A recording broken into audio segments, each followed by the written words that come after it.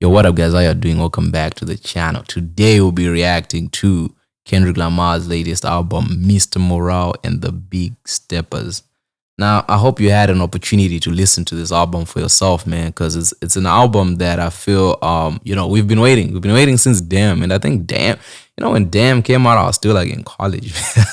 I like 2016, 2017, and damn, the brother waited 5 years before releasing another project. That's amazing. But I really hope you had the time to listen to the album. Due to copyrights, I can't really play a lot of the music. I can't a lot, but I can't actually play any of the music because yeah, they'll be taken down.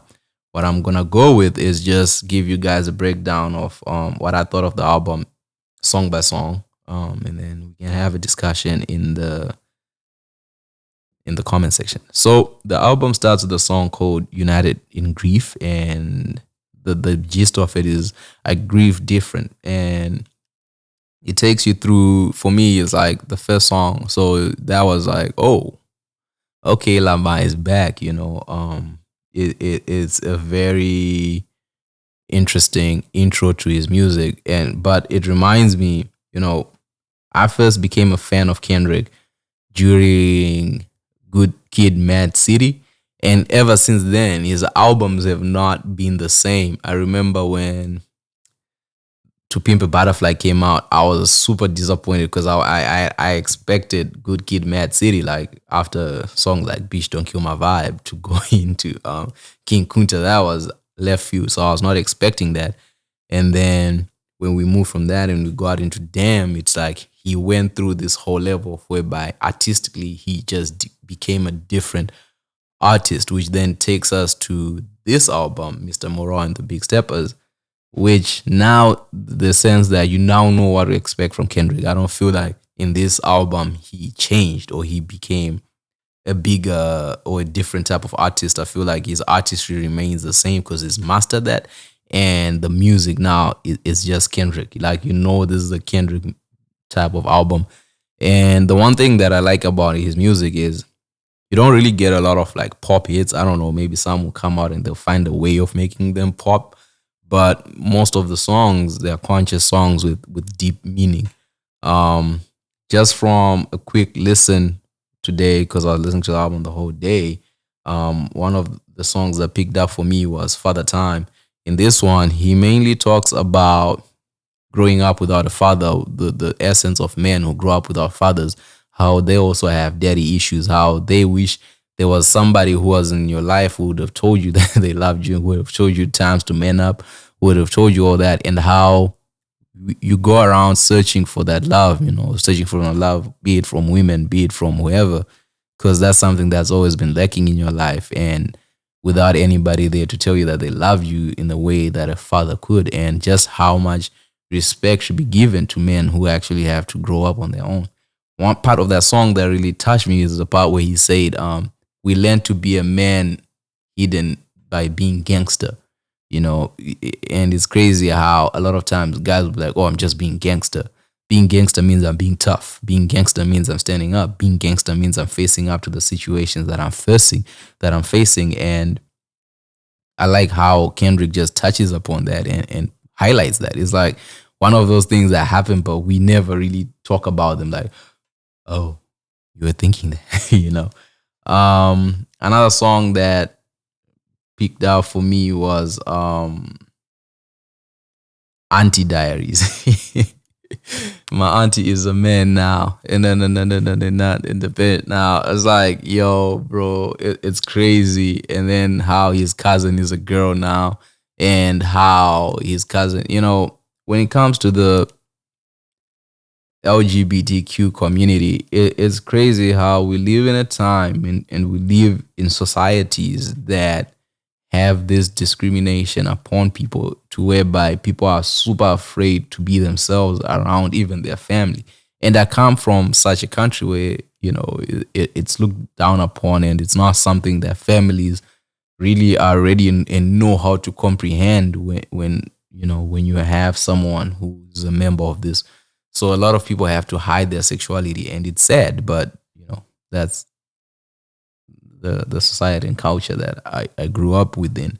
So when I listen to Kendrick and he's like, oh yeah, this is what happened to my cousin, and then when we became kids and people were making jokes, the jokes were not funny for the kid, but people kept making jokes for him, and how sad that is, and how for him now he realizes the mistakes that he made, and and I like how he ends the song to whereby he's like, yo, I can't use the F word, but then if I want to use the F word, I have to be okay with the white lady using the N word. He's like, ooh, that's too much, bro. But that's what I feel like true artistry is about. It's about questioning and leaving people with a question from your art. Like, wow, should we be calling other people names when we don't want to be called names? And then another song that touched me.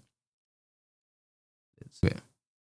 So what we'll do is just go through all the songs and just touch on them a little bit, starting with United in Grief.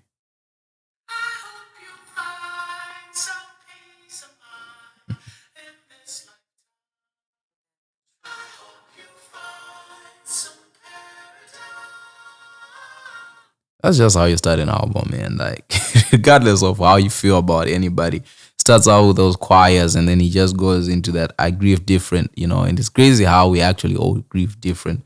A lot of times with Kendrick songs, man, you cannot listen to it in one day and have an interpretation of the whole album. I feel like when it comes out, your appreciation is just of the art hitting you.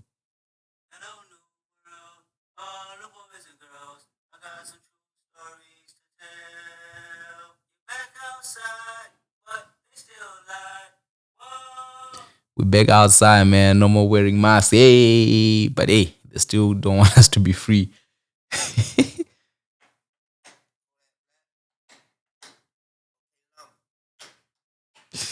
This one hit me different. I wasn't expecting Kodak Black on the album, but still, his interlude is crazy and funny as well.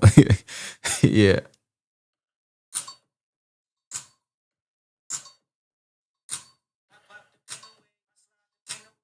This one reminds me of the Caesar song on Die Hard, the Caesar song that he did. And like in terms of the rhythm and the melodies that they used. Yeah. Then we moved into Father Time.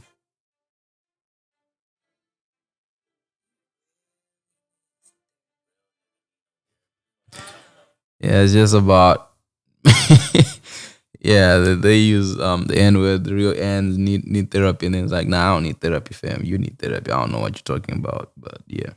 And then we have another interlude and Rich Spirit.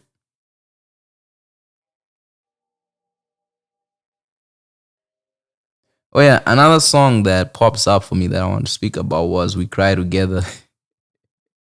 This one you have to go listen for yourself. But it's sad how relationships work out, especially amongst African Americans, and eh, that dynamic it leaves me with a smile on my face. But how toxic that situation can be is just ridiculous, and how it's been allowed to survive, and it's crazy how it boils over to not even just being African Americans, but put it even in African relationships whereby it's like, yo, this is the most toxic thing I've seen, but those people just stay together and they fight it off. And that's the other thing that I feel like Kendrick, I don't know how. Well, the thing is, you can also see how because he grew up in the culture, but how he's still in tune with it to be able to come up with a song like "We Cry Together." It's epic.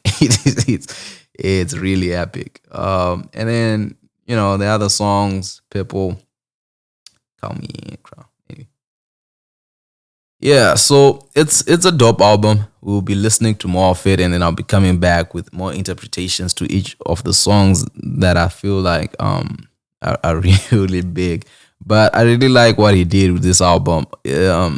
For now, I feel like the thing with Kendrick Lamar is when it comes to his albums, you can never judge an album based on the first day that you hear it. It's like give it 3 months. I really remember when to Pimp a Butterfly when it came, I was super disappointed. I was up all night waiting for that album only to listen to what I thought was trash. But after 3 months of having it and letting it soak in, I finally appreciated it. Damn was different. Um, but yeah, for me, Good Kid, Mad City is like that. That was the introduction to Kendrick Lamar for me. So it's hard to reach those levels. But yeah, it's good to see his growth and his impact on culture. With that said, I hope you guys enjoyed this reaction to the Kendrick Lamar's Mr. Moreau and the Big Steppers. I'll be seeing you in the next one.